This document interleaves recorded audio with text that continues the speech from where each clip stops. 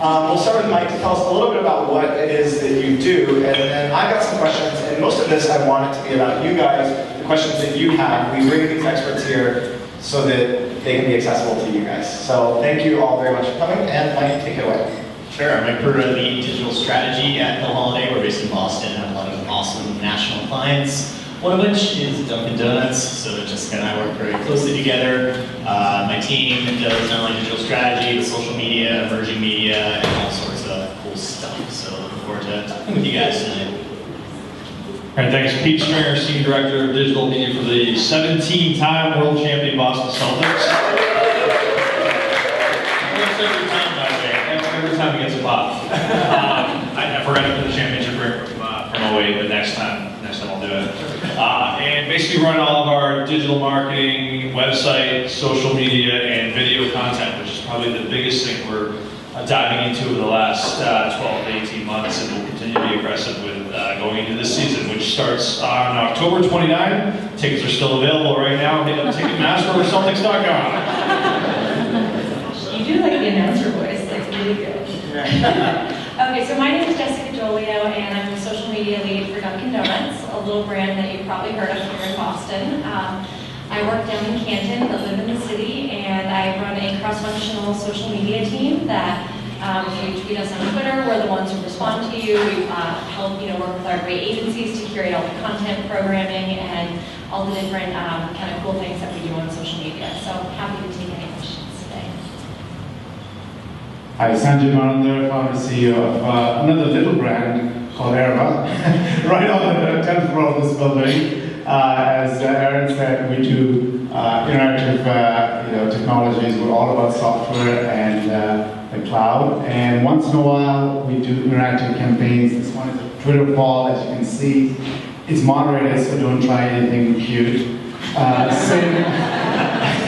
Same with the picture to screen. And of course, we're screen agnostic, so we do these sorts of stuff in places like Times Square, South Station, sporting venues, and places like Wolf Bar. Thank you. All right, so my first question is something that Jessica touched briefly on, which is customer service via social. And I've heard you talk on this subject before, but if I reach out to Dunkin' and I say, hey, my coffee was tepid this morning, who responds to me and how does that work, and how has customer service how has social helped Dunkin' engage in a customer service perspective? Well, I think in general, social media for customer service is incredibly powerful. You can now tweet a company or go on their Facebook page and leave a comment, and hopefully they'll respond to you. It's from a consumer perspective, it's such an amazing feeling when a company takes the time to actually show that they're listening to you and actually resolve your complaint. I actually once got rebooked on a flight on Delta through Twitter when my connection got canceled coming home from London. So that was the best feeling in the world. In like 6 minutes, I got rebooked on Twitter, and I was on hold on Skype, and I didn't talk to a person. I just was able to rebook through a rep. So for Dunkin', I wish we could say that we've had wins of that magnitude, but we have a team. It's built into our customer service team. There's about 10 reps that have been trained on social media, and they take different shifts throughout the week, kind of all throughout the week and weekend.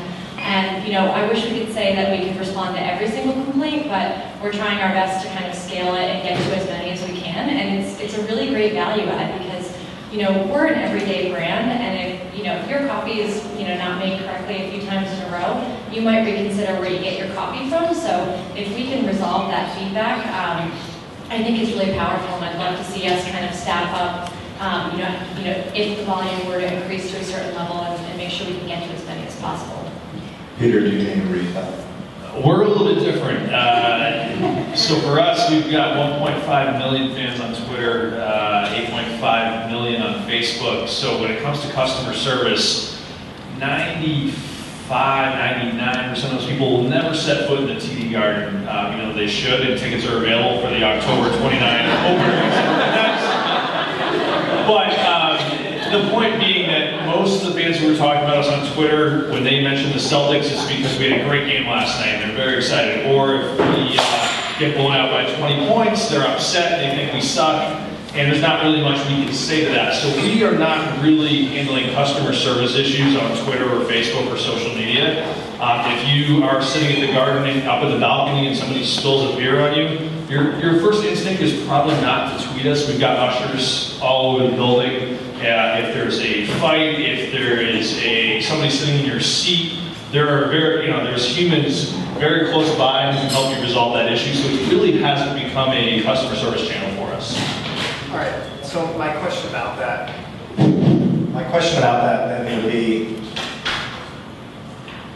not directly related to that, but you quoted some stats on the front end. 8.5. Those are the vanity metrics I love throwing Let's hear out there. it. They sound so awesome. What was it again? Let's hear it. 8.5 million people on Facebook. Actually, I think it's 8.6 million people on Facebook, 1.5 million on Twitter, 600,000 on Instagram, roughly.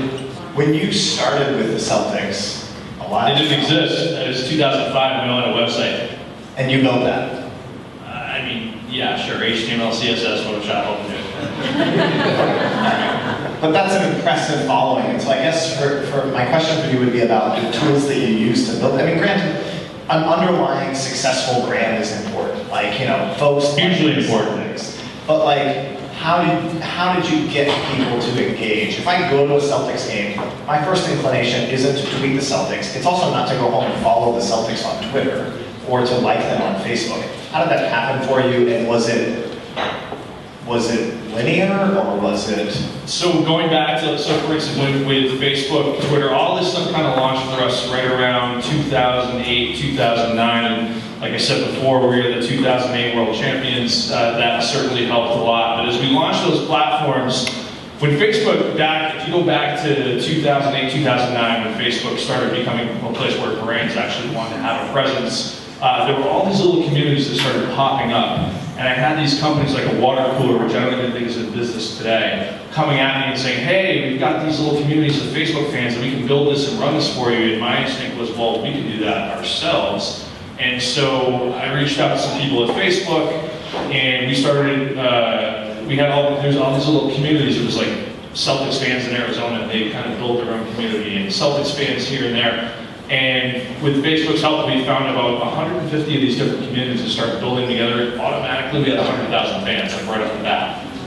So having that, most brands would kill for 100,000 fans today. Forget about and being an established brand, Facebook enabled you to kind of aggregate that following. Yeah, and I think they saw the value in it for a lot of different reasons, and some that are still true today in terms of, for them from a data collection standpoint, hey, if we can help put this together and understand, hey, these are the fans of a specific team and we can sell advertising against this, it was a win-win from both sides. Obviously, we don't own that audience to the extent that, they still control how much exposure we get to that audience. And, today we're probably getting anywhere from 2 to 3% of that audience on the post, about 7 or 8% on the video, which I'm sure we can touch on later. Good stats, yeah. Yeah, so, but in any event, it really took off about, I want to say 2011 or so, which was the time when Shaquille O'Neal was on the team, and who was obviously just one of the most famous people walking God's green earth, and just an international icon.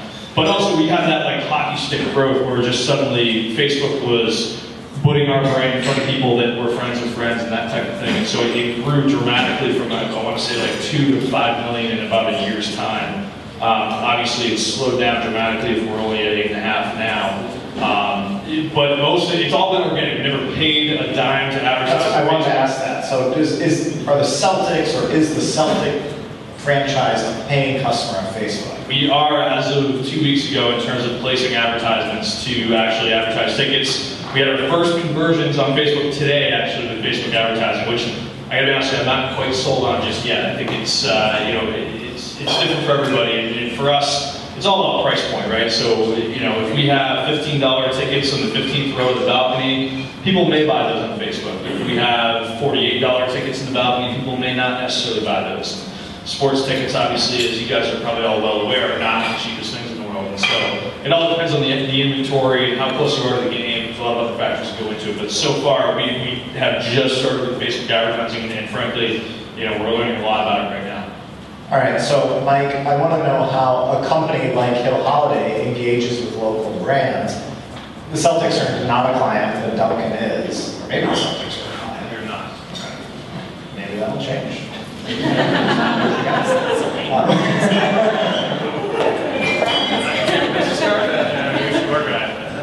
Without making it, a sales pitch, if somebody comes to Hill Holiday and they say, this is where a big brand, like the Celtics, comes to Hill Holiday and says, this is where I am, what's next? Where do you take it? You have 20 seconds to develop a multi-million-dollar Yeah. First of all, within the context of social media, we're never going to just answer the question in that vacuum. We're going to answer the what's next question in terms of what are the Celtics fans doing? What are the cultural implications? We're going to do much bigger brand things first to create a baseline for a marketing strategy. And based on that marketing... social is a part of a broader... Absolutely. It spans so many different things. You start off talking about customer service. It's certainly big in marketing. It's certainly big in all of our lives in terms of how we're connecting. So we don't ever put together a social media marketing strategy. We put together marketing strategies of which social is a component. Okay, all right. Hang on, I have to check my notes. That's all right. So I have another question for Jessica, but we'll get back to it because she wrote a book about this. So. Can we get to plug the book? Also, where are Celtics tickets available? Let Jessica plug the book first. Okay, all right. She actually sees real money in that. I don't see a dime with the Celtics ticket, but she sees money with it. How much do you make on the book? I like those types of hard-hitting questions. Those are questions that I would be asking. But I'm not going to be that discourteous tonight. another cocktail. Do we have service up here, by the way? Yeah, he asked if you wanted to drink earlier, and you kind of went right into answering the question. All right, so I guess, and this is a conversation that I've actually had with Jessica before, it's about third-party applications. And I want to know, all right, so I feel like a lot of folks here, you run a small business or you want to run a small business. What are you doing on social media? And I feel like a great place to learn what you should be doing is to talk about third-party applications that are relevant to social media. What's Duncan use? Like, let's name drop, like, who are you involved with in terms of your tools? Yeah, honestly, I mean, I'll speak to tools, but I think the power that keeps our team running is really our internal team and our agencies that we work with. There's a lot of people power, and I think the passion that our teams have for social media and for engaging with our communities is really, I think, what shines through. So I think tools can help you kind of manage it more efficiently at scale, but I think you need to start with a great team. They need to understand the best practices of social. They also need to understand the community that they're engaging with. So a lot of the work we do is just really understanding each day, what are the popular themes of conversation? Did a big influencer or celebrity tweet us, and are there like hundreds of retweets on this specific issue? So we're looking at a lot of like what I like to call like day-to-day triage. But then, when it comes down to tools, sure, when you're trying to run social media for a brand of our size, it's hard to get to every mention. It's really almost physically impossible to get to everything that's coming through. So, do you ever just log into Twitter, or? Oh yeah, I use Twitter natively sometimes. I mean, we're actually in the process of Twitter management tools right now, so I won't name drop those. But yeah, I think having a tool for Twitter where you can actually see all the historical engagements that someone's had with your brand is, I think, the most powerful to me, because if someone tweets you something positive today, but yesterday there was maybe a customer service issue that you didn't respond to, it's not really a great experience to the end person saying, well, it's great that you're happy I liked my strawberry donut today, but where were you when my coffee wasn't right yesterday? So I think, for me, I would, tools are going to be different, and we're a brand that looks at enterprise tools, which are probably more expensive than maybe like a smaller business or startup can afford. So I would encourage you just to look at like what actually adds value. You don't need 20 different tools. Understand like what's really going to make a difference for your business and how you're going to get better consumer insights through that tool versus just signing up for everything. All right, you ruined my setup a little bit because I'd like Sanjay to talk a little bit about. Oh no, it'd be nice to hear tell us about how your clients use it. All right, so the questions that I really have, for me, I always like when I have founders at Startupster because That's awesome because, you know, I'm in the same boat, you know, only on a smaller scale because there's not 14 of me running around. And Aerva has grown from a concept that you had to a scaled company of 14 employees right in Central Square. And I want to know a little bit about the tool that you provide. Is it relevant to small and medium businesses, or do I have to be the Patriots in order to like want, you know, screen engagement? And how did you do that? Because that's really awesome that you grow in this business. So I know we're talking about social media here today, but I started a company about 9 years ago, and it was really about managing content, any kind of digital screen, and mobile. In those days, mobile meant SMS. So we did things like vote for, as they call it in the UK and Ireland, man of the match, or MVP of tonight's game. And you get A, B, C, D, kind of like this, right? But, you know, the games are different, the sporting event is different, there's, you know, the athletes are different, but it's the same SMS interface. And that's how we started. 80 sports bars in Dublin, Ireland. And if you had a choice between going to this pub versus that pub, you always go to the pub where you have more fun.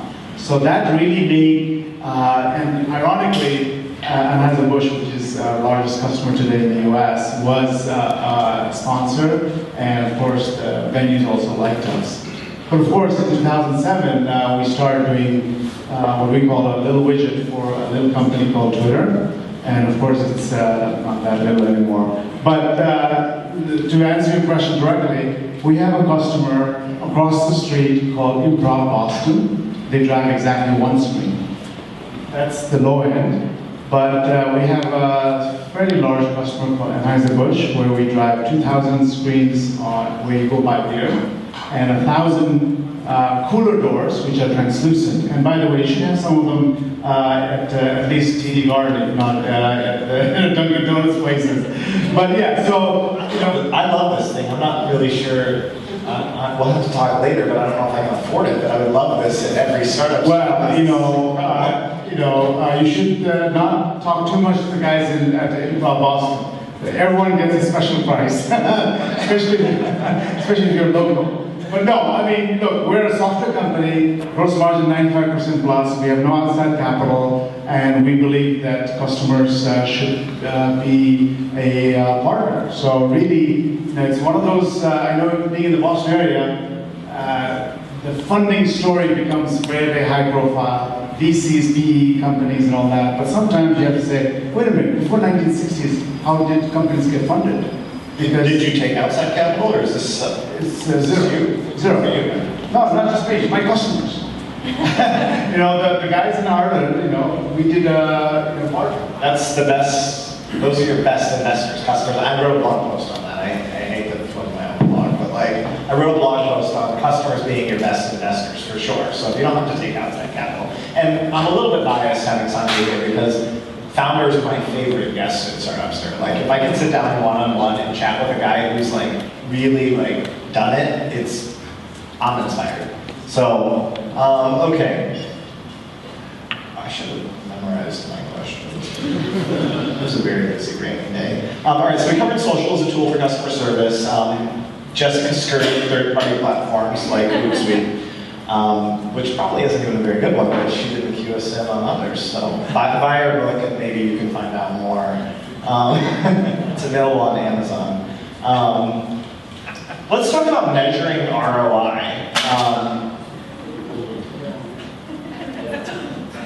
I don't need it. All right. Thanks, sir. Thank you, Dan. Oh, it is creative for something. Very nice. Where are tickets available? All right, so measuring ROI. And I feel like this is a question probably best directed to both Peter and Jessica. You know, so you have a lot of manpower going behind social, as well as potentially some actual ad spend now with the Celtics. You know, you're throwing dollars at Facebook. How about Twitter as well? You spend on Twitter. We have I don't want to completely rule it out, because we may have started, search engine marketing is the other space we've gotten aggressive in coming into the end of last year and going into this year, which I think is probably the most valuable space. The problem is it's very expensive, and so you might spend $3,000 on a search campaign and sell $4,000 in tickets, who's to say those people wouldn't have found those tickets anyway because they're frankly at the end of the day searching for them. The idea obviously for us, our product is a little different in the sense that people, what we don't want to happen is the fans to go and search for tickets and get them on a StubHub because those are tickets we've already sold. So we'd rather you buy tickets that aren't on StubHub that are coming from us because that way there's more people in the building at the end of the day. But with regard to ROI and digital and social, for us, there's a couple different ways. And obviously, the two big ways that I can create revenue for the Boston Celtics are ticket sales and sponsorship revenue. And increasingly, every meeting I go to with a corporate partner who is spending anywhere from maybe $100,000 to upwards of $1 million or a couple $1 million to have their brand associated with the Boston Celtics, they want to know how can we get in front of those crazy audiences you have on Facebook, on Twitter, and increasingly from a video standpoint, because video is something we've invested heavily in creating video content about the Celtics. They want to know how can we get involved with that now. Going from a couple of years ago, we had one segment called the Sun Life Financial Celtics Minute that's going into its third or fourth year this year. We'll have a road report with Amtrak this year, the American Express pregame home court advantage live streaming mobile show. Video has been where we've monetized the most on digital and social in the last few years. But if you're a partner, that isn't involved in video, it might be that part of your partnership includes, branded posts across Facebook, across Twitter for various promotions they may be running. So one of the promotions we've run in the past has been the Remax home court remodel. I forget exactly the name of it, but basically it's a program where fans can write in and tell us why their driveway basketball court needs to be remodeled, and Remax will come with us and we'll bring a Celtics legend to their house and remodel their basketball court in their driveway. And it's a really cool program we've done for the last couple of years. So things of that nature. And so is Duncan in on that? I know you guys are a sponsor. Duncan is a sponsor of ours. I'm trying to remember what was, we've done a lot of Caught Cold promotions, yeah. And Jess can speak better to that than I can, honestly. We sent some dance team with them and they kind of activate the promotion. But yeah, for us, it's from a monetization standpoint, it's all about ticket sales and corporate partnerships. And I would argue, from a ticket sales standpoint, there's probably less of an organic opportunity because for the most part, I feel like people if they want to come to the game, they're going to seek us out. I think it's really hard for us to just brainwash them into coming to the game. So it's kind of a longer play. Yeah, it's definitely a longer play, and I think, for us, so I'll certainly track. So if we put out a Facebook post, and I'm not even talking about paid, for just a general Facebook post. So again, audience is 8.5 million. We typically reach somewhere around 4 to 5% of the typical posts. You're looking at 500,000. Of those 500,000, how many are clicking on the bit.ly link? Maybe it's 2,000, 3,000. Of those, when they get to Ticketmaster, there's a code on the Ticketmaster link that tells us how many people went in, looked at the tickets, how many people bought the tickets, what the AOV is, which average order value. And so I can look at that and track that, across the season and figure out, what the value, quote unquote, of a Facebook fan is. And in many cases, when you break it down, it's less than a cent if you want to look at it that way. So we can track it that way for sure. I think the lesson there is this is an email that Daniel and I had the other day, what gets measured gets managed. And so we were talking about, social and fan engagement and startups. Our Twitter feed is, I think we're up to maybe, 300 or so followers on Twitter. So it's not 1.5 million. But stay strong, just keep plugging away. But we're tracking things like Startupster is a startup. It's a small business, and we're tracking things like how many of you actually came here tonight. Because later, from the photos from the event, I go through and I count every head.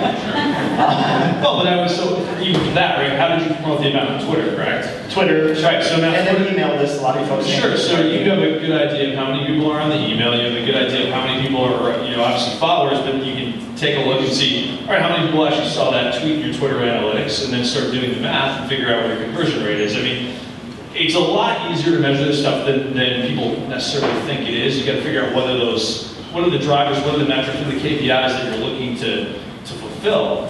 And everybody's is going to be different. I don't think Jessica can come up with a formula that tells her how many Dunkin' Donuts actually, like Munchkins, get sold by a tweet, right? You can't do that. Not yet. But she's working on it every single day. That's what she does.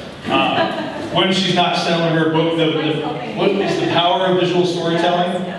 And it's available at fine retailers at Amazon. but no, going back to the metrics thing, yeah, it's all about, at the end of the day, I'm judged on ticket sales and sponsorship revenue, so you can be sure that I'm going to be creating metrics to track against those very specific goals. We should also throw out that Jessica is the Savvy Bostonian. What? TheSavvyBostonian.com? At Savvy Bostonian, Twitter handle. Okay, nice. So, talk about ROI. Yeah, so in terms of ROI for Dunkin', I can't track how many people purchase donuts through Facebook. I mean, I think that would be great, but I think what's really exciting for a brand like Dunkin' is that we look at engagement. So we've built up these really amazing line of data and information, and they're tweeting you each and every day, sharing their thoughts, their wishes, their things they don't like about you. That's all information you can be gleaning. One thing that we found, do you guys remember last year we had a donut breakfast sandwich? It's called the Glazed Donut Breakfast Sandwich. And we actually weren't supposed to launch that until later on, but a sports reporter, Darren Ravel, actually spotted it in a test location. And it was like a secret test location here in Massachusetts, and he tweeted it, and it went totally viral. And like the AP was calling us, and all these news outlets, and we saw the consumer feedback to that and said, wow, we got to get this product to market sooner. The fans really want us to have a glazed donut breakfast sandwich. And it was actually only like 300 calories, so you can laugh all you want, but not as bad for you as one would think. And we actually launched it on National Donut Day last year. So, it's still something you can get on our menu, but just What day is that? National Donut Day is the first Friday of every June, so we already passed that, but Next year. yes. It actually has like a great historical significance, yeah. National Coffee Day, not so much. National Donut Day, yes, Google it. But yeah, so that's one way that we look at ROI with social, because obviously it's the fastest way we can get consumer feedback really quickly. Another way that we look at it is we look at other different programs that we have, like our loyalty program and our mobile app, and those are things that we're actually measured against both internally and externally by our investor community, and they want to see that these programs are popular and growing, so we can actually see what social contributes to in terms of that funnel. So, there's a lot that we look at in terms of engagement, but I'd say those are probably three of the bigger things that we're looking at right now. And I don't know, Mike, I think you should weigh in too, because I know that you have a lot of other clients besides us that maybe some other metrics that your clients look at in terms of ROI. Performance indicator. So because so much is measurable and digital, as you all know, people often gravitate to the more optimization metrics, but ultimately you have to tie it to something bigger and grander if you're really going to measure ROI. And that could be things like looking at sentiment of the brand over time. That could be looking at whether or not you're reducing your call volume in your call centers by doing more customer service on Twitter. So there's other things that social and digital and mobile is being used for that actually can have a measurable impact on the business. That's great. All right, so Sanjay, let's talk a little bit about ROI as well. Yeah, So we're an execution machine, right? So typically we're not, asked about ROI and all that. Having said that, of course, brands and agencies are wondering, what would my take-up rate be? What would my ROI be? So we've done lots of campaigns and lots of networks. The campaigns typically tend towards branding. What is my brand lift? And it's over a long period of time. So, not quite Jessica's sector, but similar, Taco Bell. So 2 years ago, if you remember, I think at least half of you are in this target demo, Doritos Locos Tacos, right? They launched Doritos Locos Tacos, and it was 12 weeks, and you could send in a tweet about how great Doritos Locos Tacos was, again, hashtag and all that. And so you would get the tweet up in Times Square or on a digital billboard on Sunset Strip. The system also took a picture of your tweet and sent it back to you as app reply. And then of course, there were also, the tweets were put on the gallery, and you could send it to share with your friends and your grandma and all that. So the net really was, and many months later, we knew it was going well. Many months later, Taco Bell's CEO shared it with the media, 8% year-over-year same-store sales. And if you guys are in the QSR business, 1% means you're jumping joy, 8% means lightning struck. So that brand, you know, in that sector, that Doritos Locos Tacos is still talked about. The second year they did that with us again, but this time not just text tweets, but images. And that's where you're seeing some picture-to-screen widgets, we call them, that they used. And, you know, the tools are there, the capabilities there, and the execution machine is there. And of course, Cool Ranch was the next product, and they also did similarly well. And the lesson here is that you can't always look for ROI everywhere, but if you're doing the right things, over time it'll work out, because there's a tremendous virality with social that you don't get with other things. Print, you know, radio, I don't know how you can measure that, but I guess, you know, nowadays you can measure all this, and that's why, you know, one other that I have a video for, but we may or may not get to it, Beats by Dre, October 2012.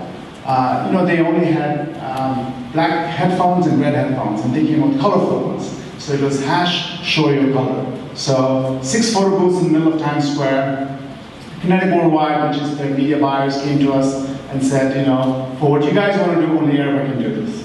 So basically, they want people to go into these photo booths, take a picture of themselves with a headphone of their choice, red, pink, whatever, and provide one word about themselves. So us, Aerva, the software guys, we got 3 things, right? Your picture, the color that you like, the end user liked, and your word, sexy, tremendous, beautiful, whatever.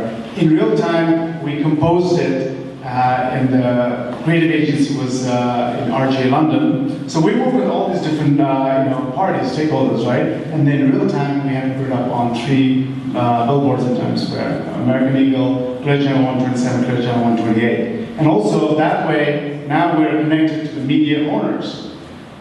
We don't think there's a direct relationship, but you know, they had a good exit recently. So, you know, the majority of brands look for lift in terms of branding. Some brands look for lift in terms of actual, you know, sales.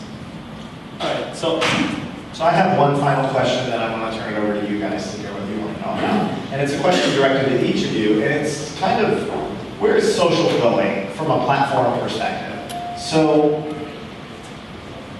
Facebook, Twitter, Pinterest, Google+, I mean, the list kind of goes on. Like, where's your best engagement happening right now? If I'm a small business with limited resources, where should I be spending my time? You want to start, since you've got the mic? My director of marketing is here, and she will say, Jeanette Han, and she will say it's in search. So for a company like ours, it's definitely search. Would you agree, Jeanette? Yep. Paid search. Paid search, yes. But because you know what we do is not donuts, and you know we don't have to pay a lot to be right up there. Yeah. Yeah. So the advice that I always give to people is it's hard to feel like you shouldn't feel like you need to do everything under the sun when it comes to social. Especially if you're a small business and you don't have, you know, a big team, big budget, big resources. Really look at where the highest volume of consumer conversation about your brand is happening and spend your time there. So whether it's search, whether it's Facebook, Twitter, Instagram, figure out where that's happening, and that's where you invest your efforts. And really look at how the consumers engage with your brand on that channel. Do they do it visually? Do they do it with text?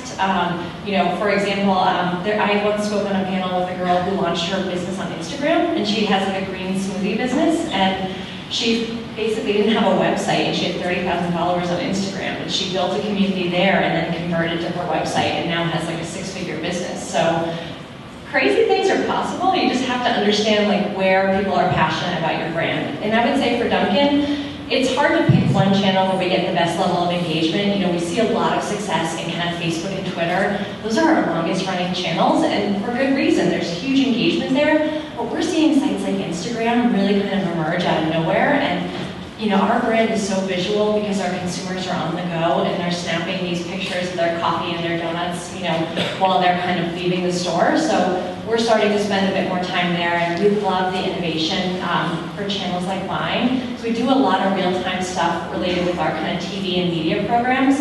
Actually, a lot of the great work that we do with Hill Holiday. So we see a great opportunity to kind of use Vine as a way to supplement real-time conversation on Twitter. So there's different channels, different best practices, but I'm certainly happy to speak more to a specific channel if you guys have questions on them. I forgot about Instagram, and my former social media marketing intermediate was here, and she would tell me that I always forget about Instagram. She's like, Aaron, you have to get on Instagram. It's an afterthought, I don't know, it's a demographic issue, I guess. I'm old, so. All right.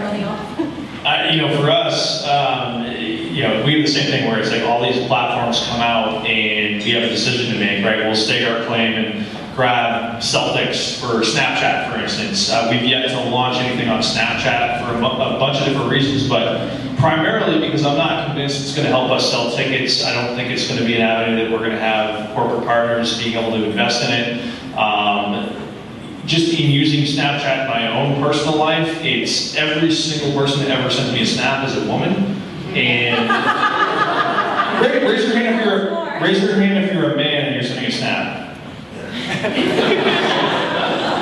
Alright, so you're making my point. And not certainly the Celtics, we want everyone coming to the games, especially on October 29th when we play the Brooklyn Nets, and tickets are still available on Celtics.com. But the point being that we have decisions to make about different channels, right? And so for our audience is typically 75% male, and so we launched a Pinterest page a few years ago, and we got a lot of press because we were one of the first sports teams to launch a Pinterest page. But a year later, it wasn't doing anything for us. It wasn't moving merchandise. We weren't seeing any real traction there, and so we've kind of abandoned it because it didn't work. And is it still live, or did you? It's still there, and you can go there, and you're not going to really find anything fantastic or new. And it never drove any commerce for us with regard to merchandise, which we frankly don't see a ton of money on anyway for a lot of different reasons. But realistically, we have that decision to make. We figure out, okay, what channels are effective for us, and that's where we spend our time and energy. And I think people, hear the Boston Celtics, because it's this big brand with 70 years of history, think there's an army of people working on this. I've got a team of 5 people. When I first got there in 2005, I was a one-man show. And obviously, as the responsibilities of the channels have grown, our department has grown. But realistically, we have to think about where are we going to get the most bang for our buck. For us, right now, Facebook by far. Facebook video specifically. So whereas a few months ago we would send out a link back to Celtics.com and tell fans, hey, come watch this video of a post-game locker room interview with Rajon Rondo, and that might drive 4,000, 5,000 clicks back to Celtics.com. Now I can embed that video into Facebook because of what they've started doing now with auto-rolling videos, especially on mobile. We're seeing 80,000, 90,000 views on those videos. And video in general is very powerful. I'll just interject that YouTube pre-roll, those little annoying advertisements that you see for 5 seconds before a YouTube video, is the #1 Google ad converting unit, more than sponsored placement at the top of a search. It's all about video, especially for a very visual product like the Celtics. Well, it's the power of visual storytelling, which, by the way, is available on Amazon.com. Read her book, it's fantastic. She hasn't autographed it for me yet, but nonetheless. Realistically though, when you're asking the future of social, I do think it's visual, it's video, and obviously the barrier to entry has gotten a lot lower in terms of what it costs to produce a video. As every single iPhone comes out with more resolution and better capabilities, it's getting a lot easier to produce this type of content, and I think that's really where it's going. If you look at why Facebook is doing this, why is Facebook pushing video into your screen? It's simple. The CPMs are higher than they're going to ever get on banner ads, so they're going right at YouTube. And I think they just eclipsed YouTube in terms of videos served this month for the first time ever. So that's clearly where I think it's going in the next 6 months for sure. 10 months in, this is the first Startup Stir event where we have video being captured at the event. So there you have it. You asked where social media is headed, where it's going, and I see it turning into a old school broadcast advertising channel, and that really saddens me. You have to now pay more often than not to gain any reach and traction and visibility and break through all the noise. We see all too often, none of our clients do this, but outside of the holiday, all too often brands being lazy about the content that they're publishing. It's uncreative, it's uninspired, it's uninteresting, and more often than not, they're hijacking conversations, trying to push content that has no relevance to their brand and does absolutely nothing for their brand. So I'm concerned about the future of social media, quite honestly. That's a very fair assessment. All right, so I want to hear from you guys. Low-hanging fruit, we'll start at the front. Hey, Abby, do you want to run? Yeah. It's actually hashtag low-hanging fruit. That's actually nice tweeting. Now, I guess my question is kind of two questions. Hi, everybody. So it's actually legitimately happened to a friend of mine yesterday. She wrote this blog about somebody famous, and we call it, the press, took hold of it and started writing about it and stuff like that. So I guess my question is two things. One, is it true that, would you say that any publicity is good publicity? And then two, if something, some people really appreciative of what she wrote, some people were really aggressively negative with it. So I guess my question is, does that last long? And how long does kind of good or bad press last in the social media world, in your opinion? I'd say it lasts until something else knocks off the front page. I mean, for us, players get injured, people are upset, we lose a game. You guys suck. The next night, we blow somebody out by 20, we're awesome. So for us in the sports world, it's very much, it's the news cycle more than anything else. And we're probably different than Duncan and other brands in that regard because we kind of have that built-in editorial calendar. There's always another game to be played. There's always a new story developing. So I think for us, I would argue that for the most part, yeah, all publicity is good publicity to the extent. Now, if you're the New England Patriots and you have one of your tight ends go out and murder people, maybe it's not the greatest thing in the world. But at some point, people move on, and guess what? Then it's, Tom Brady's losing it. Is he the guy? And then the next week they win by 30 points, and no one's talking about Tom Brady being finished again. So I think especially for a sports team, there's just always something around the corner, and some things might linger a little longer, but at the end of the day, if people are talking about us, it's really, to some degree, that's all we really care about. We don't want anyone to know what he's talking about. I'd like to hear Mike's perspective from a kind of, I'm sorry. From a multi-brand perspective, you kind of provide a 30,000-foot view of that.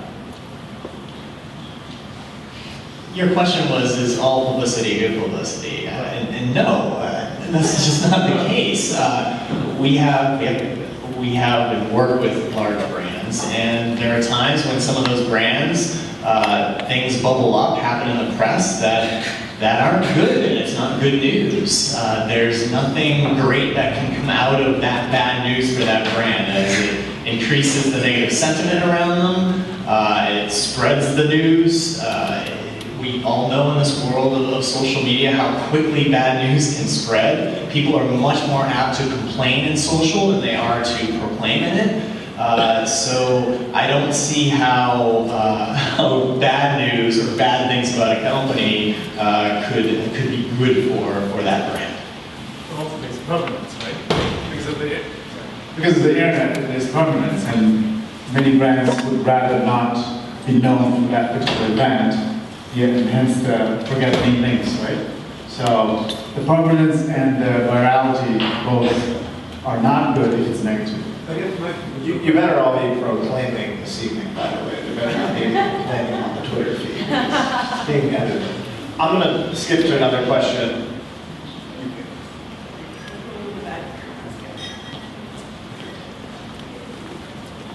So you were talking about growth, your early stage growth versus your later stage growth on social media. I was wondering, how much of that is content driven and how much versus the actual growth of platforms? So I can say to our Facebook growth, I would argue largely the biggest reason it slowed down is because Facebook decided, all right, we're going to start charging for this. We're going to come up with a way to make money off of it. And it became a pay-to-play platform a couple of years ago. And so for us, that hockey stick growth stopped because they kind of realized people are willing to pay to have an audience now. Now, realistically, there's no point in chasing followers or likes anymore. It really isn't, because you're going to have to pay for it one way or the other anyway. Whether it's people who have already said, hey, I like you, or here's an audience, here's a lookalike audience of your Facebook audience when you go in and you place a Facebook ad. Here's a lookalike audience of people who go to your website. That's their whole model now. So realistically, it sounds ridiculous, but I could care less if we get another Facebook Live for the rest of the time because it doesn't really matter.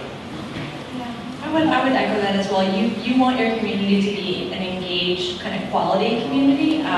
You want them to be people that actually care about your brand versus just kind of buying likes and fans.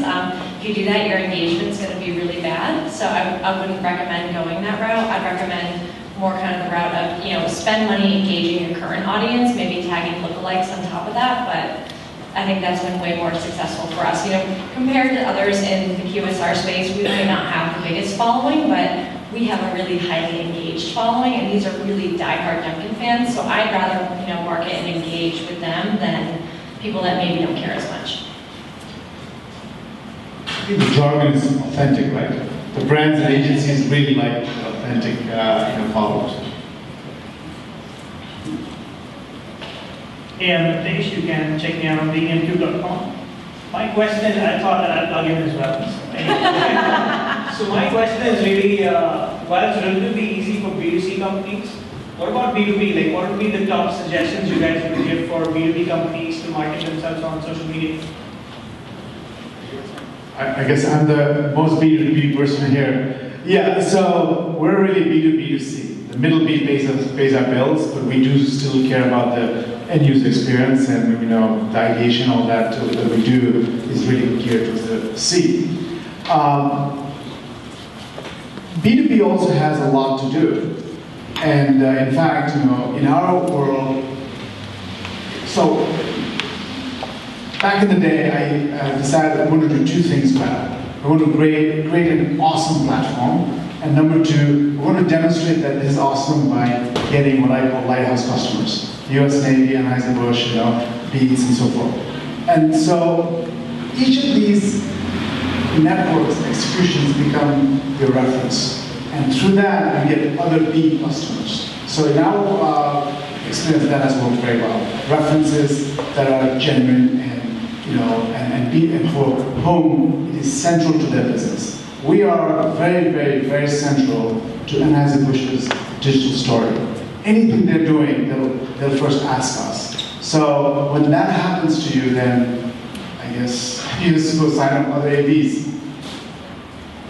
I would say too, you know, the channels might just be different for B2B too. It depends what type of B2B company you are, but I see a lot of B2B companies doing amazing stuff on SlideShare and like a lot of really like kick-ass thought leadership stuff. Like HubSpot does, HubSpot I think is just one of the best B2B brands out there in terms of marketing themselves, but they just do a phenomenal job. And they also do a lot of great work with influencers in their space to help further kind of spread their message. So they work with different, like, they just had inbound and they had 10 people come in that were all kind of marketing experts, and they're able to curate blog posts and SlideShare and different kind of like quotable, you know, things on Pinterest that people just share like crazy. And I'd also say look at LinkedIn as well. I see a lot of B2B brands doing some amazing stuff in that space as well.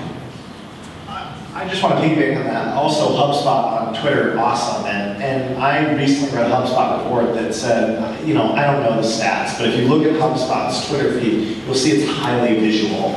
Something like every third tweet isn't just text, it's a picture along with it. And I kind of tested this out. I started to, you know, tweet images and really simple images. You know, go to Flickr, search for Creative Commons images, find an image that's, you know, freely available that you can use for commercial purposes, and include it with your tweet, and you'll find that it gets shared a lot more, and it gets retweeted, and it gets favorited because we're very visual. So again, I love it.